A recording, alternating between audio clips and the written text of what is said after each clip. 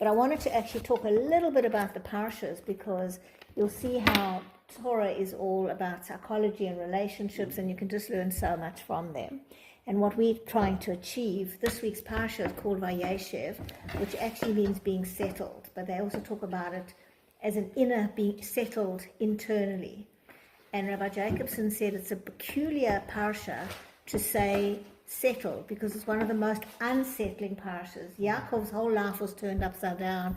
Jacob was thrown in the pit. He was nearly killed. There were all these dramas that were going on, and yet it's called Vayeshev. It could have been called tragedy or family dramas or sibling rivalry or something, but it's actually called Vayeshev. And it's an interesting thing, because why would it be called that when it's such a tumultuous, actually, parasha? So last week, sorry? What's it called? The name of the... Vayeshev. Which means... Was from the word shev, to be settled, to sit quietly. I'm not great at the Hebrew part, so I just transmit the ideas. Okay. But I know that comes from shev, from sitting. So Rabbi Jacobson last week gave the most brilliant shir, where he was talking about Yaakov, Jacob. He's going to meet Esav, and he's scared he's going to kill him, and he prepares prayer, gifts, and to fight. And in the middle of that story, there's a digression, and he goes back on his own to this place, and it says that he was on his own for the first time, milvado. And this is the part I had never heard before. Yeah, Rabbi Jacobson was saying, what does it mean? Because actually there was an angel that he fought. And he said, if you think about it, Yaakov, even in the womb, had a twin, and they shared a placenta. They were identical twins. He's never had been alone, and he is named because he held onto his brother's heel. And there are all different interpretations, whether it was a negative thing that he was trying to usurp his brother, or whether it was a positive thing that he was, whatever it was. Yaakov has got the word heel in, Akev, and his name keeps reminding him, you were in the womb with your brother whose heel you grabbed. He was always identified with his twin. He has this fight with the angel, and at the end of it, he says to the angel, what's your name? And the angel says, none of your business. But he says to him, but I'm going to change your name, and from now on you're going to be called Yisrael. And the name Yisrael has got the word Rosh in, head. So this fight that he had with the angel, he moved from the heel to the head. So what he talks about, and this fits very much with psychodynamic theory, integrating parts of yourself, that he always identified himself with his brother in some way, either in competition with, or stealing the blessings and selling the birthright, always about, Esav, him in relation to Esav.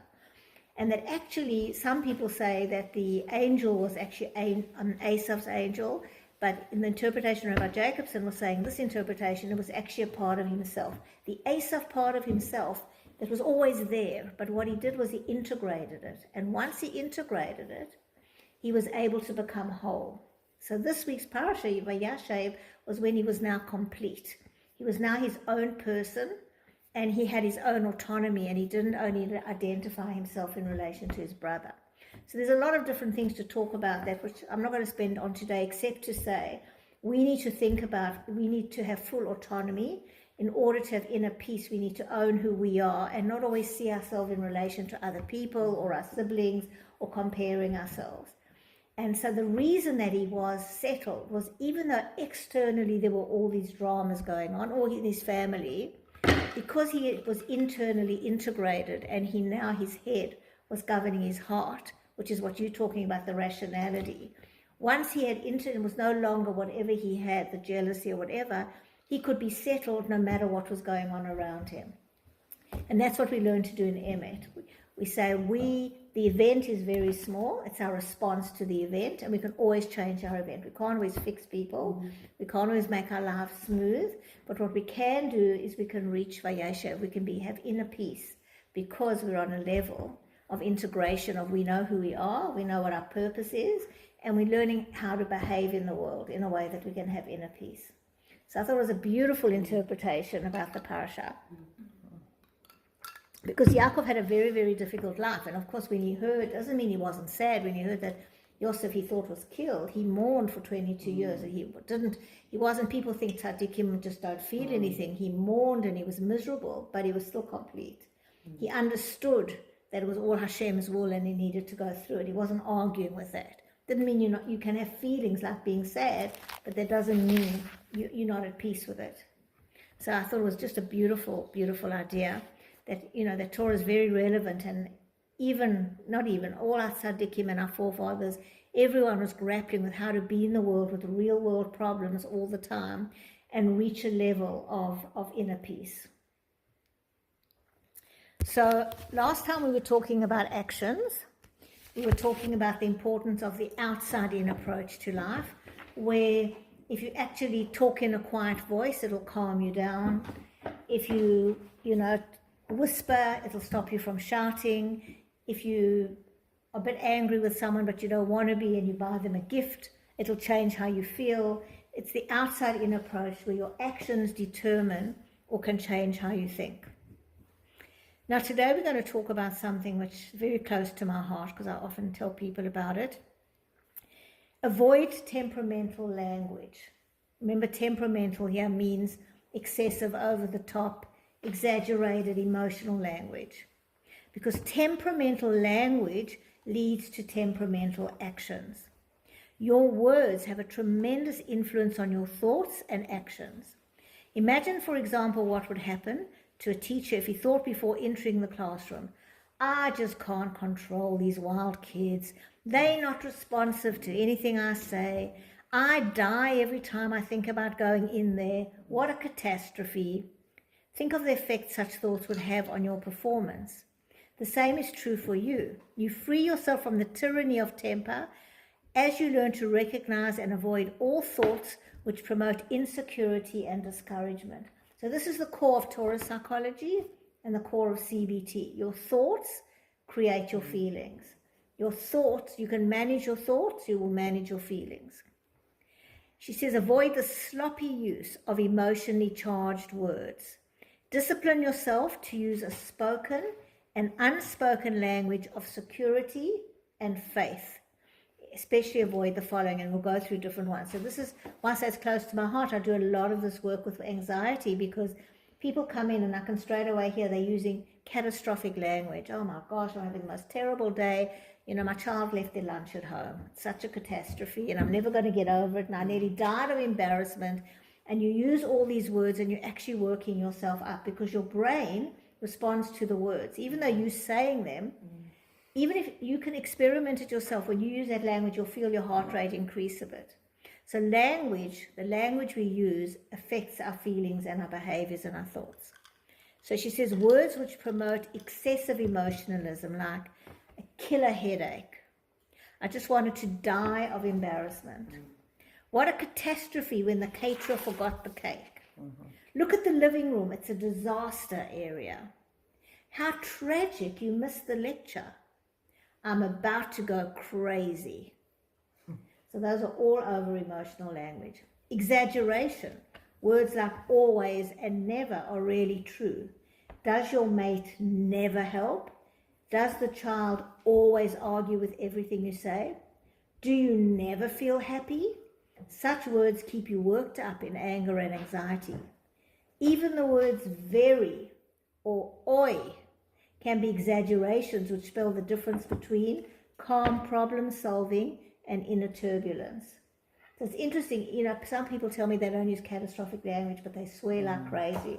So I'll sometimes have, someone and they go, no, I don't. And then I go, do you swear? And they go, yeah, they drop something. And they go, well, that's, it's, you just go, oh, I dropped that pencil, right, rather than that. So even that, or same could be for oi, you can immediately exaggerate what's going on.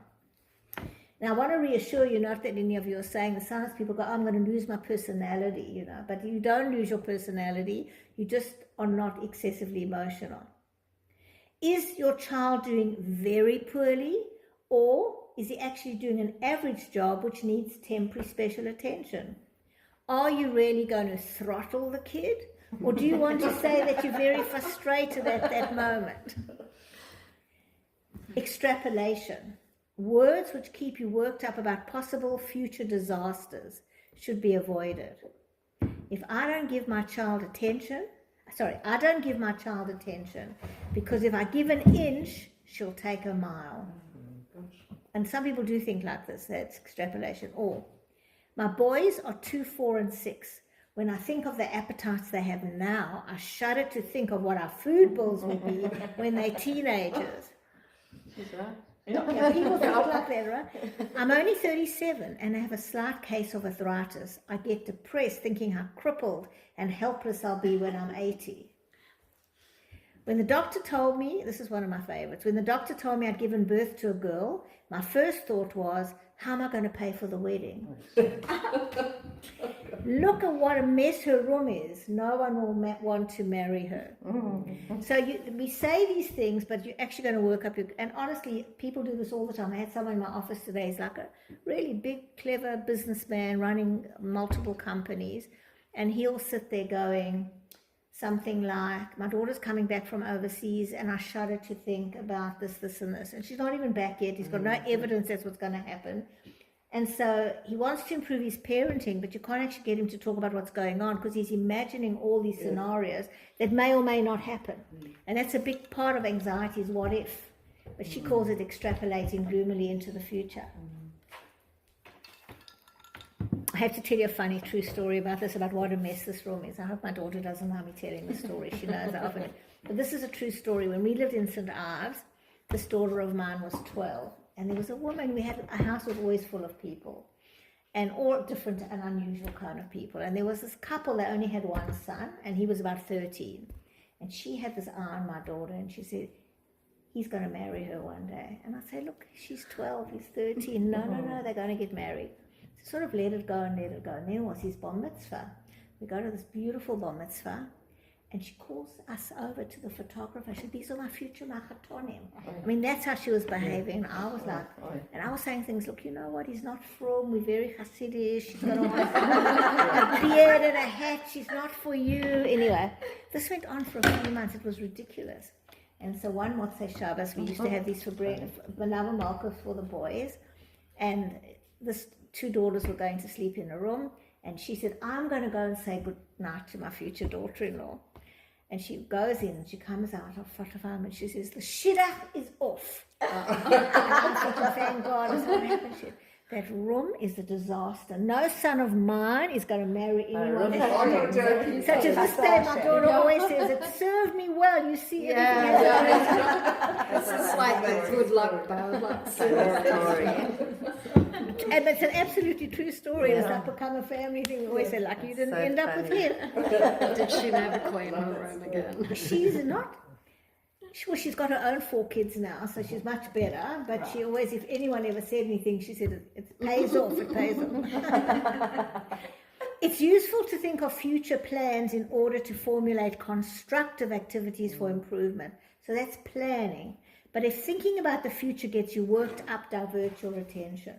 So no one's saying being in La La Land. Of course, you've got to plan. You've got to have a will, and you've got to have an estate, and you've got to plan a trip.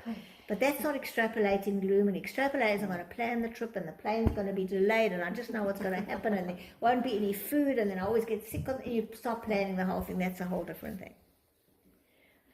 The 4th one is called exceptionality. Words like crazy or severely handicapped, unless they're true. Avoid words that make you or those around you think that their present behavior is outside the normal range, unless it really is.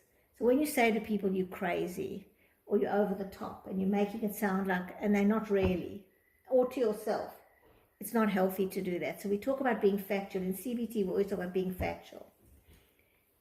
I love the word she makes up. Emergency-sizing. Anyway, making emergencies up. Don't make yourself or those around you anxious about doing things right this second, unless it's true that it must be done right now. So this is an example that I saw in my own life, maybe when I first learned this, but I did it in parenting. So you know what you do, your kids are smaller, and you're going to go to Coles. And you go, hurry up, get in the car. Come on, why are you so long? Put on your shoes, we've got to get to Coles. And you get in the car and you get to Coles, and as you walk in, you see a friend. You go, hi, what's happening? And suddenly you've got all the time in the world. You realize you weren't really in such a rush. And when I realized that, I actually often say to myself, there's actually no real rush. And if it's 10 minutes later, But just that idea, we often, come on, hurry up, we've got to get there. There is no real need. So unless there really is a need, you might say, please hurry up, or let's be more punctual. But when you start going, we've got to get there, and you create, and really there isn't, you're working everybody up for nothing. And the thing is, unless it really is an emergency, don't do that. And you'll see you'll be much calmer. Evasion of responsibility. Don't say, I can't, when the truth is that you don't want to. Don't say, I have no strength, time or energy to do it, unless that's true. So people often make excuses. I really can't, I'm busy. Rather say, I'm sorry, I won't do it. Just rather tell the truth. Don't say, I'm not feeling well, because you don't want to do it. Because you're actually giving yourself these messages, evading responsibility. So you shouldn't evade responsibilities. Now, there are times when temperamental language is more frequent. One is when you're suffering from what she calls lowered feeling tone. So she says all your emotions are like tones on a piano. You can have high notes and low notes, and it's normal to have a range of notes. You can't always be high. You can't always be positive, and you will have low notes.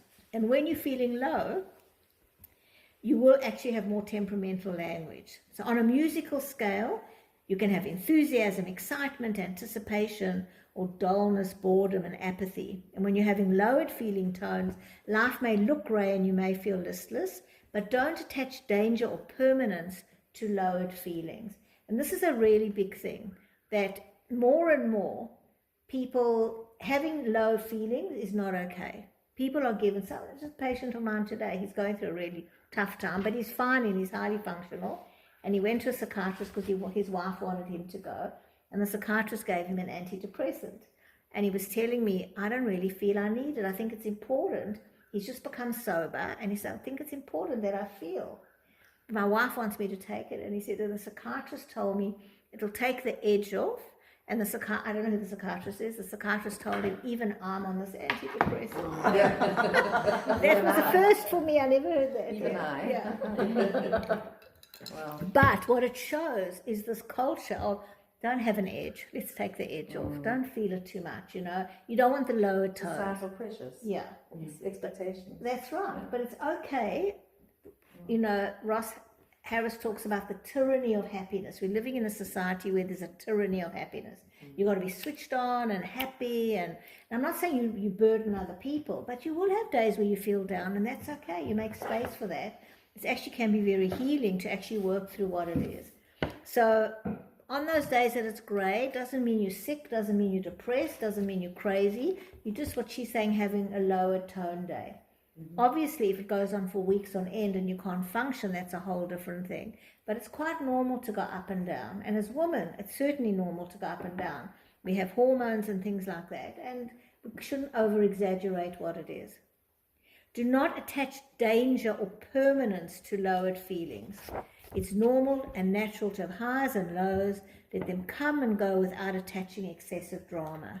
That's very much an ACT philosophy. Just watch your feelings come and go, and they will. They never stay long, and they're never permanent. You can have a low, and then suddenly your friend calls you, and your mood picks up. It's up and down, and you can just observe it with interest.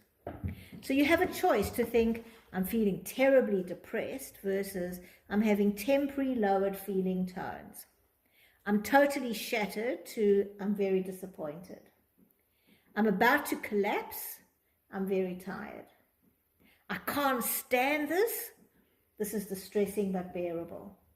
And these are really important expressions you have. When you say I can't bear this, your brain actually switches on to I can't cope. What a brat, she's so spoiled, versus she's a normal kid who just doesn't like frustration. So we're not saying, you're not Pollyanna, you're not going, oh, it's beautiful and there's a blessing. It's not that. She's frustrated, she's angry, but she's not a brat. Or I'm really, really tired, but I'm not really going to collapse. So it's more factual, but you must have your feelings, but it's not the exaggeration. Be careful with your words. They have a great effect on your ability to cope. The same goes with your voice. An excessively dramatic voice can upset you and others. One mother said that she spent 2 years developing the pleasant, soft tone which she uses when working with handicapped children. It took her that long to overcome her previous harshness. Your voice and your language may seem to be so much a part of you that you think it can't be improved. Yet this is an excellent place to start working on yourself. Like all bad habits, the more you give into them, the more permissible they seem. And that's what I'm saying. I have a lot of people who say, I don't want to lose my personality, and they're always dramatic and everything's a drama. And they can't get rid of their anxiety because every little thing, every spill of water is major. Now I've got to clean it up, and I've always got to clean up, and I do everything, instead of saying, oh, there's a teaspoon of water, I'll just take a tissue and clean it. I wish I didn't have to do it, but that's all it is. That's the idea. You're not saying I'm glad, but you're not making it this big thing. So it says, it's a quote from Yoma, when a man transgresses and repeats his transgression, he deludes himself into believing that what he has done is permissible. So you might start off going, it's not so bad if I swear like that and work myself up. It's not so bad if I use this language. But what happens is, from originally seeing it might be bad, eventually you start thinking it's a mitzvah. So it actually says this in the Gemara, that when you start doing something wrong, the first time you do it, you feel a little bit bad. The second time, not so bad. The third time, it's a mitzvah. You know, the first time it's the first time you have an affair, it's not so bad. The third time, you're improving your marriage by having an affair. That's how the mind works. We convince ourselves that it's good what we do. So the more you get used to doing what's not permissible, the more you give yourself permission to do it. So that's what we're saying. You need to say, these exaggerations are not good for me, and work on reducing them. So while temperamental language is not a transgression in itself, it tends to make you think insecurely, which in turn makes it harder for you to control your harmful impulses. For example, I'll never have what I want, so why should I put any effort to get it? So this is a very interesting thing about the Torah way of being. It's not saying you can't be temperamental. It's not an avera, it's not a sin. But if you keep doing it, it makes you weaker. It makes you justify bad behavior. Like, well, no wonder you smashed the door, because I was really, really upset. A terrible thing happened. They spilled water on the floor, right? People do things and they justify it because I was hormonal, I had a bad day. From a Torah point of view, you always have to manage your behaviors no matter what's going on. So you give yourself permission. Or you see parents doing it with their kids, maybe that's more obvious. They're just vandalizing it, but they're having a bad day. So many parents today, the children are ruining things. They're having a bad day, or they were bullied yesterday, or, they're tired, so they get away with it. And we do that to ourselves as well, because I'm tired. I can swear at the neighbor, or I can kick the dog. So the idea here is it isn't a transgression in itself, but when you say, I can't bear this life anymore, and I'm never going to get what I want, so why should I keep trying? That will lead you to excuse your behavior. So this idea comes with depression as well. Depression also, of course, isn't a sin. But why the Torah is against depression is when you're depressed, it leads you to sin. Because the same thing, you feel life isn't worth anything, and so therefore you can harm yourself, you can harm others. So these weaken the way you see yourself and others and leads to negative behavior. So just notice, it's a very interesting exercise to start noticing when you use temperamental language, and then to be more rational about what's actually happening. An example that happened to me once, one of my Caesars, I don't remember, one of my babies, but the scar was bleeding, and I called my gynecologist, which was a long time ago, right in the 80s, and I called him, I'm bleeding, and he says to me, how much blood is there? I'll never forget this. And I went, what do you mean? He said, a teaspoon. And I look and go, quarter of a teaspoon? No, I think you'll be all right. And that's the idea. Yes, there's blood, but it's a quarter of a teaspoon. So it's being factual. There is blood, but that's all it is. And so you ask yourself, how big is the mess? I'm tired, but am I really going to collapse? No, I could still get up and do something if I had to. So you measure it quantitatively to be realistic. And then when you're realistic, your resilience part of your brain kicks in. So when you're tired and you go, I'm tired, but I can finish what I need to do tonight, you'll suddenly have more energy. Your brain will go, yes, of course I can. But when you say, I'm tired, I can't do another thing, your brain goes, okay, you can't do another thing. That's what suggestions are. That's why hypnosis works. You're giving yourself suggestions. I just can't do this another minute. And then suddenly you just don't have the energy to do it. It's like a self-fulfilling prophecy. Yeah. Interesting. Yeah. And you'll see it in yourself when you do it. I sometimes have it. something will be going on in the day and I notice myself making it worse than it is. And the minute I actually start describing and I have the energy of what I need, the minute you go down, this is too hard and I can't, you get weaker and weaker. The minute you go, okay, this is hard, but if I do it like this, you suddenly get resilient. Even as I'm saying it, my body posture changes. So it's just talking yourself out of the situation. Well, you're being factual. No, you're not talking yourself Being out. So you're aware. going, I've got a headache. Yeah. And you could go down the path of, it's a killer headache. Or you Yeah. can actually say, out of 10, how much is it? They ask you now to Okay. measure your pain. It's a 6. What can I do with a 6? I probably can still do the dishes, but I can't do that. So you're not trying to convince yourself you don't have a headache. Ignoring it. And you're not ignoring it. You're just measuring it. How much blood is there? Is it a teaspoon? Is it a litre? And then once you know, then you know what to do about it. Yeah. So acknowledge appropriate pain. We're not saying pretend it's not there. If there's pain, there's pain. It's very important to distinguish between pain over a real loss and temperamental pain, which we bring on ourselves with our condemnations, unrealistic expectations and demands. Real pain needs to be validated and often expressed. So here are some examples.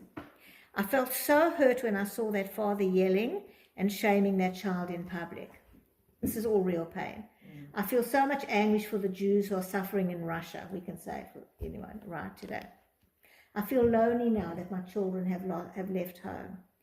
I asked a family member to help me with something and he said no, and I felt it was a slap in the face. I felt hurt. A certain family member gives me the silent treatment whenever he's upset. It's very painful. We suffered a great loss recently. I still feel a lot of grief. So those are all legitimate things to feel pain about. So you don't pretend not to have a toothache when the pain is a constant reminder that something is wrong.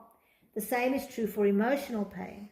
If changing your attitude does not make you feel better, then you need to talk to a compassionate person who can give you understanding and direction, or who can simply empathize.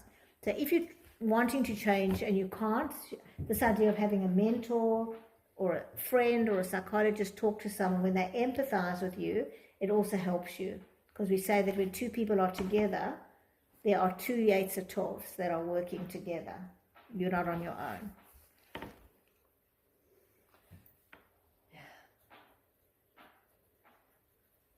Okay, now I don't want to read these examples. So basically what it's saying here is, if there's real pain, validate it. But if it's something that's temperamental, I'm trying to think of examples where we create a lot of our own pain. It's a difficult one because I don't want to invalidate anybody's pain. Let me just think of an example where with our own insecurities, we create this pain. We exaggerate what's actually happening to us. I've got I'm just my young adult children. I feel like they don't love me. I think they're very bored and irritated by me. Yeah. And ChatGPT said to me today, 21-year-olds are bored and irritated by their own shadow, which I thought was pretty amazing. Yeah. But actually that's a very good example, and I can totally relate to it, and maybe everyone here can relate to those days, where you can be at even a nice function, right? And all your kids are there, or your family, whoever's important to you, and one of them doesn't greet you in the right way, or one thing, and you just go, I'm not talking about you, my family don't love me, or often people are demanding from their kids and grandkids how they should be treating them, but actually everything is fine. It's just that your expectation, so you're making yourself feel worse than it is. So it's, as I say, I'm not invalidating people's pain, but often it's really okay, but we think it's not okay because we want more, or it's our expectation or something like that. So And maybe an over-analysis of it. Like maybe. To see it for what it is rather than go, like, Yeah. I don't know. Yeah. I mean, I hear interesting stories, and it's very important. I don't judge it, but I do think about it when I give these examples. I think one that I really remember is I have a very, very wealthy couple I was seeing, and he bought her, like, apparently, I don't know, the most expensive perfume. I didn't know the name of the perfume. I don't know much about perfume, but apparently it was what she wanted, hundreds of dollars. And what he did was he wrapped it up and he put it like at the bottom of the stairs on their beautiful banister for her to find. She spent a whole session so angry that he didn't give it to her. And he was trying to give her a surprise. Like a romantic gesture. Yeah. And she was just like, I still remember, furious, swearing at him, you can't even buy me a present and you can't even give it to me. And I'm not going, he bought you this beautiful perfume. Like, and that's an idea, like, it's very hard to validate that that's real pain. I mean, that it's like, but I mean, we often do that ourselves. It was put there and not there, and then we're interpreting they don't love us, or they don't this, or they that. So over time, you'll see you'll get better and better at it, but we create a lot of our own pain. And we have to be aware when it really is objectively something that's validating. And often we need to say, you know what? I do feel the pain, but I am exaggerating it. And you don't talk yourself out of it. What you do is you say, I want to change how I'm experiencing this. Okay. Find out what temper gives you, then get it in a healthy way. The greatest service of God lies in the purification of motive. This is from Strive for Truth. I'll come back to it. People behave the way they do because their actions are somehow rewarding in the present, or because they were rewarding in the past and became automatic, conditioned responses after a period of time. So we were talking about a self-fulfilling prophecy, but this is something else. This is what we call secondary gain. You're doing a certain behavior and it's rewarding you in some way. If they're not satisfied, so we all have an innate drive to satisfy various emotional needs, and if they're not satisfied in a positive way, a person will seek satisfaction in a non-constructive behavior. He uses temper to get the illusion of love, prestige, power, and pleasure. But it's not real and therefore never satisfies his deepest needs. So here's some examples.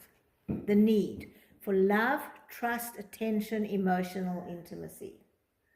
Healthy satisfaction, unconditional acceptance, being cherished, having the time to talk to others about one's thoughts and feelings. Unhealthy satisfaction, demanding attention through illness, excessive drama, tantrums, or being excessively good and passive dependent, or non-assertive to win approval. So people will often go, I'm a pushover, but they stay a pushover because they want the approval, and they're scared of conflict because they're going to lose approval. And what she's saying is you rather want a healthy satisfaction where you get genuine approval. You don't get it because you're a doormat. So often we have unhealthy behaviors, but we don't change them because we're getting an emotional need met in an unhealthy way.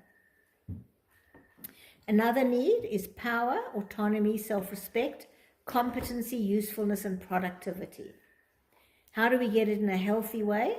By developing self-mastery and the understanding of the world, being successful at life tasks, which builds confidence and encourage initiative and creativity. The way you build self-mastery is by success at tasks. And this is one of the big things I talk about with children and self-esteem.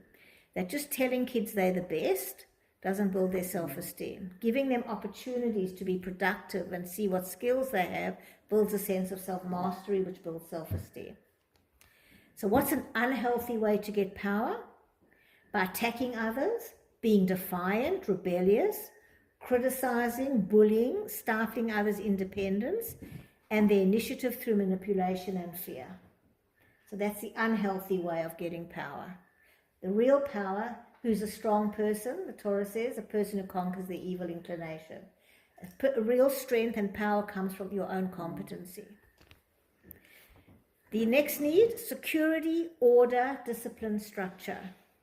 Healthy satisfaction, having a non-chaotic home life with discipline and order. Unhealthy satisfaction, adopting one's own rituals to magically keep oneself from being hurt, excessive rigidity or compulsivity to the point of masochism and self-denial. So we all have a need for security and order. If you have an unchaotic home, you will achieve it. And unhealthy ways when you become rigid and OCD and you want everything in an exaggerated way. We all have a need for relaxation and for variety. Healthy satisfaction, having time to let go of restraints without being out of control, engaging in non-goal oriented play.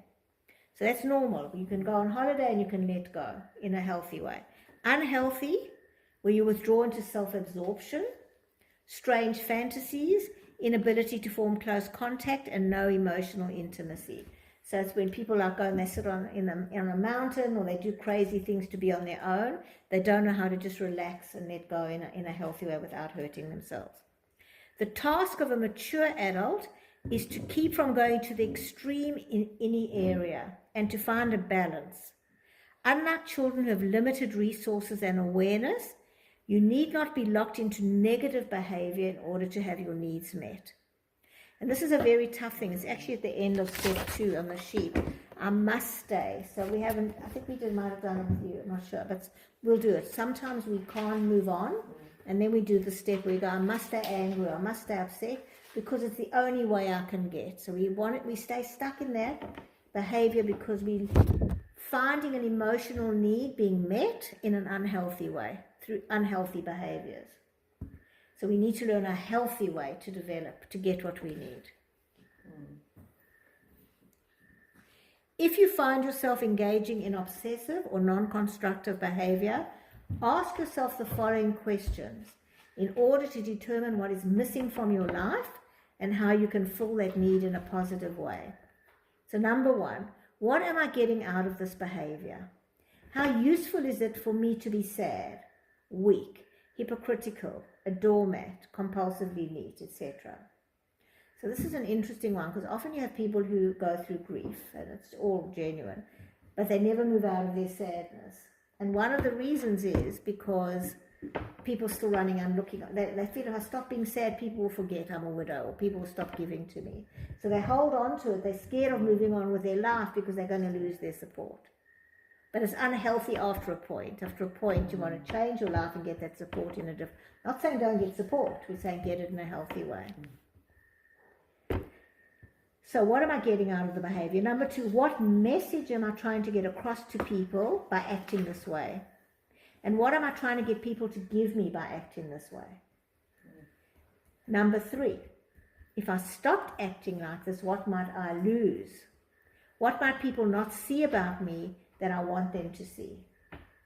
So I do this in my anxiety manual. In the middle of the course, we ask, if people aren't changing, I ask them these questions. If they don't think they're changing.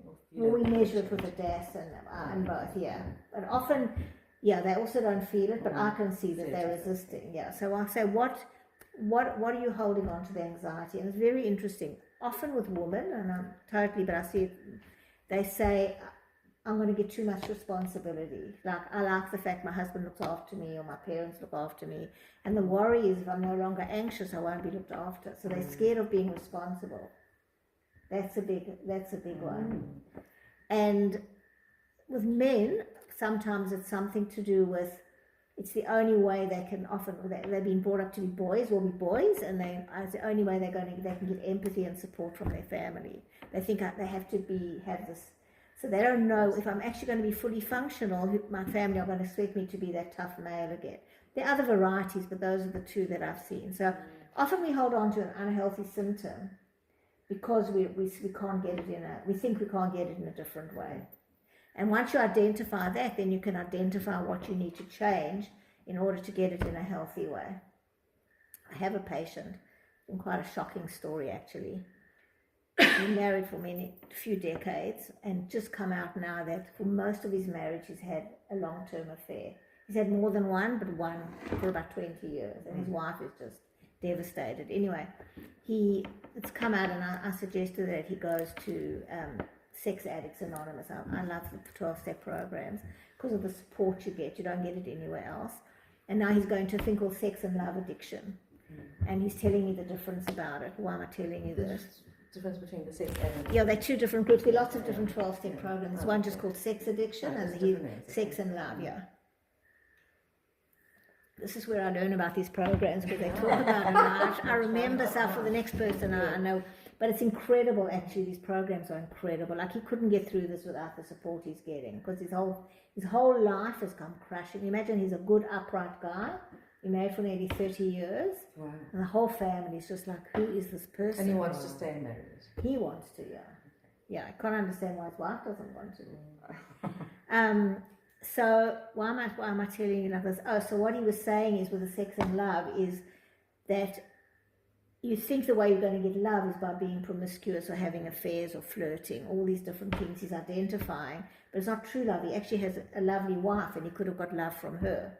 But because of his, they call it a disease, because of his, he was looking for it elsewhere. So a lot of people think they can get love by flirting or having affairs or many relationships, that ultimately, for most people, that's not fulfilling and you want to get it in a fulfilling way. But whatever your addiction or, some people think that chocolate gives them comfort. So if you really want comfort, we did this with EQ, when they had, first came out this idea that teenage girls would be overeating, let's say, but they realized that they didn't know what their feelings were.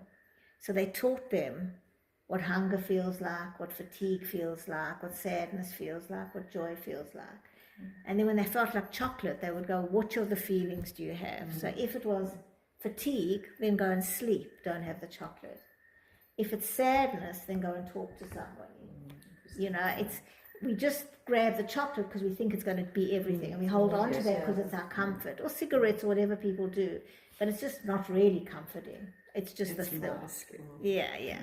So we all have behaviors like that, and the idea is, what am I really looking for, and then how do I achieve it in a healthy way, not in an unhealthy way. So it doesn't have to be big and major, but we all have little things that we hold on to. If we want to change or we're not changing in a particular area, to think about these questions. And then the fourth one is, what positive actions could I perform in order to bring me closer to my goals, improve my midot, and fulfill these needs without hurting myself and others. So it's not only getting closer to our goals, but of course we want to be better people. How do we become better? Which are the real behaviors that is going to change my life? Not hold on to the negative behaviors. So we did quite a lot today. I'm going to stop there. But honestly, the few things I'll just summarize. Watch your temperamental language. What I call catastrophic language, the words like killer, headaches, this room is a disaster. So just to reiterate, you can walk into your teenager's room or your 21-year-olds or whatever, and you can go, this room is such a mess. There are 2 piles of clothing and the dustbin's overturned. Please tidy it. As opposed to going, this is a disaster. It looks like a cyclone's hit. That's catastrophic language. And then what happens is your brain hears cyclone and your heart rate will increase, and you actually are setting off neural pathways of anxiety. The same thing when you use words like always and never. It's very rare anything is always and never. We talk, one of the Emmet tools is temporary. So instead of saying things, you'll always be like this, you're never going to change, the tool is actually, it's temporary. It's phasic, not basic, is one of the tools. Could change anytime. Things can change. Right now you haven't taken out the garbage. For the last year you haven't taken out the garbage. But it doesn't mean in the last 43 years you haven't taken out the garbage. Because always and never means that in the last 43 years you never once took out the garbage. I don't think my husband has ever taken out the garbage. I also don't take out the garbage. Say a word. I also don't. It's not our thing. But what I'm saying is, often we'll say always and never. So all those kind of things work ourselves up. So even your children, when you want to say you never greet me, rather go, the last 3 parties you haven't greeted me. And it becomes manageable. Your brain goes, oh, that's manageable. And the person who's listening, that's manageable. It's 3 episodes. But when you go, you never, the other person also has to defend themselves. So the more factual you are, the better the problem solving can be. So it's the language, and then the idea to be realized, what are the needs that you're trying to achieve, and how do you achieve that in a healthy way? That was really amazing. It's just amazing after each